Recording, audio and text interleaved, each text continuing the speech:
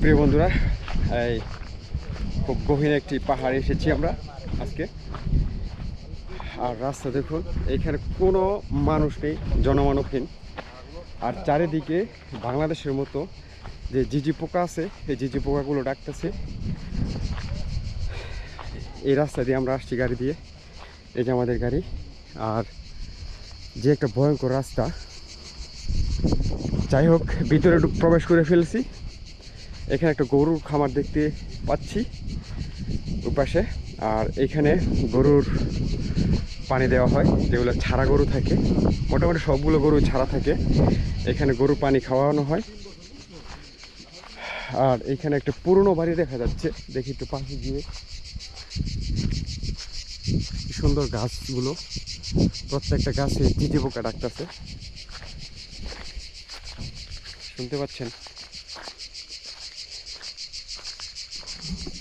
এই যে বহু বছর পুরনো একটা বাড়ি। এই বাড়ির ভিতরে কি আছে কে জানে। যে বাড়ির যেই টিনগুলো ছিল, মাটির টিন, এগুলা ভেঙে গেছে। এই যে পরিবেশটা দেখুন, খুব নীরব। বাড়িটা খুব বহুত বছরের পুরনো। এটার ভেতরে কিছু নেই, শুধু আছে গাছগাছালি। এই যে কি অদ্ভুত একটা জায়গা, এখানে আসলাম। জানি না, এরকম অ্যাডভেঞ্চার আসলে ভাল লাগে ঘুরতে, তাই আসলাম, আপনাদের সাথে জিনিসটা শেয়ার করলাম।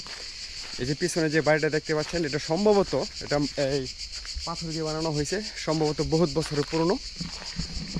এই জন্য বাড়িটা একবারে ভেঙে মানে জরাজীর্ণ হয়ে গেছে। দেখি আমরা একটু বাসার ভিতরে প্রবেশ করি, কি আছে এখানে দেখা যাক। আসলে এইখানেও গরু থাকে, যা বোঝা যাচ্ছে। এখানে ওই যে গাভী গরুগুলো আছে, গাভী গরুগুলো এখানে থাকে। বেশি বাতাস অথবা বৃষ্টি মিষ্টি আসলে, ঝড় তুফান আসলে সম্ভবত এখানে গরুগুলো চলে আসে। হ্যাঁ, এই যে এখানে থাকে। মোট কথা এটা হচ্ছে একটা গোয়ালঘর, কিন্তু কোথাও যদি ধাক্কা টোকা লাগে, একেবারে ধপাস করে চাল ভেঙে পড়তে পারে সম্ভবত।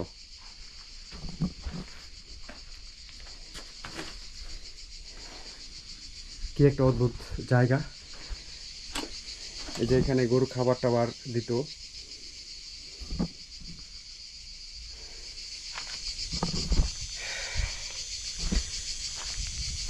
একটা মানে আমার কাছে একটা অন্যরকম একটা রোমাঞ্চকর একটা লাগছে আজকে। এই বাড়িটাতে ঢুকলাম, এরকম একটা জায়গাতে প্রবেশ করলাম। আর এই যে সামনে সুন্দর একটা মানে স্বয়ংসম্পূর্ণ গরুর খামার, দেখে খুবই ভালো লাগলো। আর একটা নীরব একদম স্তব্ধ জায়গা। এই জায়গাটাতে কীভাবে যে আসলাম বা পরিকল্পনা ছাড়াই আমরা এখানে চলে আসছি, খুব ভালো লাগলো। জায়গাটা আসলে আজকে অনেক রোদ, বাট বাতাস, কিন্তু কোনো এই গরম লাগছে না। এই যে আমাকে রাইখে মনে চলে যাইতেছে ওনারা। যাই হোক, ভালো থাকবেন, সুস্থ থাকবেন, আবার দেখা হবে কোনো একটা ভিডিওতে। আল্লাহ হাফেজ।